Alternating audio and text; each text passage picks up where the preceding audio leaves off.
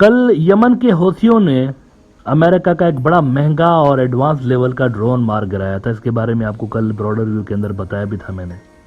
امریکہ ابھی تک یہ جانچنے کی کوشش کر رہے ہیں کہ اتنا مہنگا ڈرون ان کا حوثیوں نے تباہ کیسے کیا. ان کے پاس ایسے کون سے میسائلز ہیں, کون سے ان کے پاس ایسے ویپنز ہیں. اپیرنٹلی کوئی بہت ہائی فائی قسم کا ویپن نہیں تھا جس کے ذریعے انہوں نے یہ کاروائی ڈالی ہے. لیکن بہت بڑی بات یہ ہے کہ امریکن جو ویپنز ہیں وہ ان کے ایئر ڈیفنس سسٹم کے اندر ڈیٹیکٹ ہو رہے ہیں. یہ امریکہ کے لیے تھوڑی سی چنتا کی بات ضرور رہی ہے. اب ہوا یہ ہے کہ عراق اور سیریا میں آج ایک مرتبہ پھر سے بہت بڑی تعداد میں امریکہ کے جو بیسز ہیں ان کے اوپر حملے ہو گئے ہیں, اور امریکہ یہاں سے خود کو ڈس انگیج رکھنے کی کوشش کرنا چاہتا ہے, کیونکہ ان کو پتا ہے کہ اگر وہ یہاں دوبارہ آ گئے مڈل ایسٹ کے اندر تو پھر تو یوں سمجھے کہ چائنا اگلا سپر پاور پکا ہے, وہ تو ان کو ریپلیس کر لے گا. کیونکہ مڈل ایسٹ کے اندر جو جنگیں ہوتی ہیں وہ کم سے کم ایک دہائی تک تو چلتی ہی چلتی ہیں, 8-10 سال تو کہیں نہیں گئے. یہاں جنگیں طویل ہوتی ہیں اور بہت زیادہ ڈیڈلی ہوتی ہیں. تو امریکہ یہاں پہ ملیٹرلی انگیج نہیں ہونا چاہتا, لیکن ان کے لیے صورتحال یہاں پہ کافی جو ہے وہ خراب ہوتی جا رہی ہے دن بدن. آج میکرون صاحب جو ہیں انہوں نے وہی زبان استعمال کی جو کہ مسلمان ملک کر رہے ہیں. میکرون نے ہیومینیٹیرین پاز کا ورڈ یوز نہیں کیا. نیتن یاہو تو ہیومینیٹیرین پاز پہ بھی نہیں مان رہا تھا نا, لیکن یہاں میکرون نے سیز فائر کا ورڈ یوز کیا ہے کہ سیز فائر کریں. اب یہ جو ہیومینیٹیرین پاز ہوتا ہے اور سیز فائر ہوتا ہے اس میں دونوں میں فرق ہوتا ہے. ہیومینیٹیرین پاز جو ہے وہ کچھ گھنٹے کچھ دنوں کا ہوتا ہے, لیکن سیز فائر جو ہوتے ہیں یوزولی لمبی ڈیوریشن کے لیے ہوتے ہیں. تو میکرون نے آج کھل کے کہہ دیا ہے کہ بھائی ہم تو سیز فائر چاہتے ہیں, اور ساتھ ہی میکرون نے یہ بھی کہا ہے کہ یہ جو نارتھ غزہ سے آبادی کو شفٹ کر کے ساؤتھ غزہ میں اسرائیل لا رہا ہے یہ بھی ایکسیپٹیبل نہیں ہے ہمیں. تو ویسٹرن بلاک کے اندر ایک دراڑ نظر آ رہی ہے اس جنگ کو لے کے. ویسٹ کے اندر امریکہ کے جو سب سے بڑے اتحادی ہیں, ایک تو یو کے ہے, دوسرا فرانس ہے, تیسرا جرمنی. تو فرانس کھل کے سامنے آ گیا ہے. وہاں پہ ایک ایڈ کانفرنس ہوئی ہے وہاں فلسطین کے حوالے سے, اور اس میں میکرون نے یہ بڑے امپورٹنٹ باتیں وہاں پر کی ہوئی ہیں. دا گارڈین آپ کو دکھاتا ہوں کہ Emmanuel Macron rejects Israeli plan for safe zones in southern Gaza. French president tells Paris conference world must pursue a humanitarian ceasefire to save lives. اور ڈیلی میل نے بھی یہی لکھا ہے کہ Emmanuel Macron calls for a Gaza ceasefire. تو West کے اندر ایک سپلٹ ہمیں آلریڈی نظر آ گئی ہے, وہاں پر سیز فائر کی باتیں ہو رہی ہیں. پہلے وہاں پر اس طرح کی باتیں سامنے نہیں آ رہی تھیں, لیکن اب کھل کے, کیونکہ OIC کا اجلاس ہونے جا رہا ہے اور عرب لیگ کا, اور ان دونوں اجلاسوں میں کوئی بڑی اناؤنسمنٹ جو ہے وہ ایکسپیکٹڈ ہے. اگر اسرائیلی کارروائیاں اس طرح سے جاری رہتی ہیں تو کوئی سائیڈ وہ لیں گے ضرور. اس کا بھی امریکہ کے اوپر ویسے پریشر ہے کہ عرب جو اگر اتحادی ہیں وہ اس طرح سائیڈ لے کے کھڑے ہو گئے مکمل طور پر, تو پھر تو کوئی چارہ نہیں ہوگا ان کے پاس. پھر تو ان کو اسرائیل کے ساتھ یا تو کھڑے ہو جائیں یا پھر عربوں کے ساتھ کھڑے ہو جائیں. یہ بڑا مشکل ہو جائے گا ان کے لیے آگے چل کے. مین وائل آج ایک بڑی امپورٹنٹ میٹنگ ہوئی ہے, اور وہ امپورٹنٹ میٹنگ ہوئی ہے موساد کا جو چیف ہے اسرائیلی خفیہ ایجنسی, وہ CIA کا چیف, یہ دونوں ملے ہیں قطر کے جو وزیر اعظم ہیں ان کے ساتھ.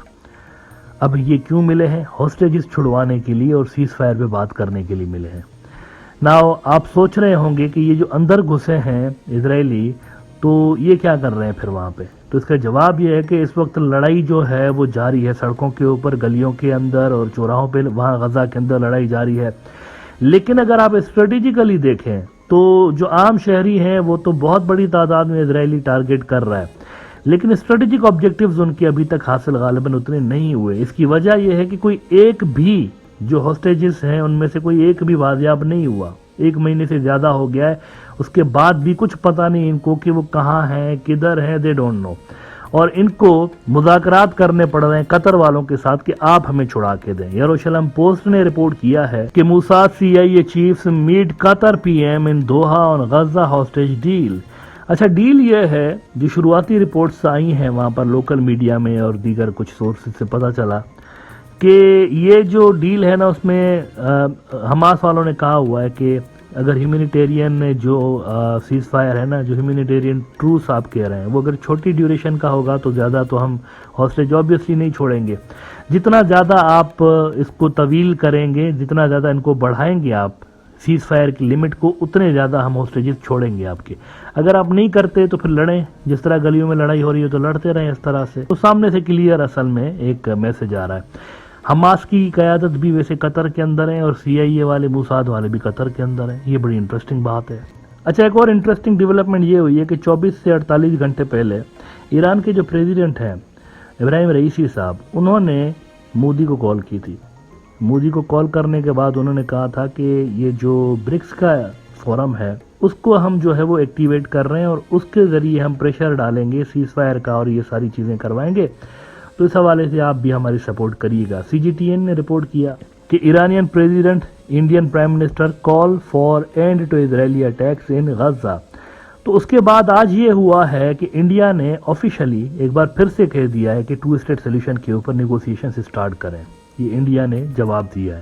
انڈین میڈیا کو میں دیکھ رہا تھا ون سائیڈڈ کوٹ کر رہے ہیں انہوں نے، کیونکہ اس اسٹیٹمنٹ کے اندر حماس کی جو 7 اکتوبر والی کارروائی تھی اس کو کنڈیم کیا انڈیا نے، لیکن انڈین میڈیا اس پہ لگا ہوا ہے. البتہ اگر آپ ڈیٹیل میں دیکھیں نا ان کے جو ریڈ آؤٹ انہوں نے دیا ہے اس میں 2 اسٹیٹ سولوشن کی نیگوسیشن پہ بات کرنا بھی شامل ہے. تو بیسیکلی انڈیا نے ٹیکنیکلی اگر آپ دیکھیں تو وہی بات کی ہے جو کہ مسلم دنیا کر رہی ہوتی ہے. دا ٹائمز آف انڈیا نے رپورٹ کیا ہے کہ India calls for immediate release of Israeli hostages de-escalation. اور اسی رپورٹ کے اندر پھر آپ نیچے جب پڑھیں گے تو اس میں لکھا ہوا ہے کہ انڈیا نے 2 اسٹیٹ سولوشن کے اوپر نیگوسیشن سے سٹارٹ کرنے کی بھی بات کی ہوئی ہے. آج اسرائیلی میڈیا نے ایک خبر لگائی کہ امریکہ نے اور اسرائیل نے مل کے کہیں پہ کاروائیاں کی ہیں. دا ٹائمز آف اسرائیل نے رپورٹ کیا کہ اسرائیل US said to kill 12 Iran backed fighters in separate strikes in Syria. IDF reported to hit sites belonging to Hezbollah along with the Syrian air defense units. US targets Islamic Revolutionary Guards Corps linked weapons warehouse in eastern Syria amid repeated attacks on its troops. لیکن یہ جو خبر ہے نا، حزب اللہ نے اس کو deny کیا ہے. انہوں نے کہا کہ کوئی ہمارے جو ٹروپس ہیں ان کے اوپر اس طرح کا کوئی حملہ نہیں ہوا، تو انہوں نے ڈینائی کر دیا ہوا ہے. لیکن امریکن بیسس کے اوپر ضرور حملے ہوئے ہیں، کل بھی ہوئے ہیں، آج بھی یہ رپورٹس آ رہی ہیں کہ وہاں پہ کوئی اس طرح کا واقعہ پیش آیا. یعنی 24-48 گھنٹوں کے اندر وہاں پر کوئی 1-2 حملے ہوئے ہیں. اچھا، یہ 30 سے زیادہ حملے ہو چکے ہیں اب تک. ویسے سیریا اور عراق کے اندر امریکن بیسز جو ہیں وہ 30 سے زیادہ اس میں حملے ہو چکے ہیں. ایک ڈرون ان کا یمن کے اندر مار گرایا گیا ہے. اور امریکہ کے ٹاپ کے جنرل ہیں، انہوں نے وارننگ دی ہے کہ ہو سکتا ہے کہ یہ جو جنگ ہے غزہ کی یہ بہت لمبا چلے.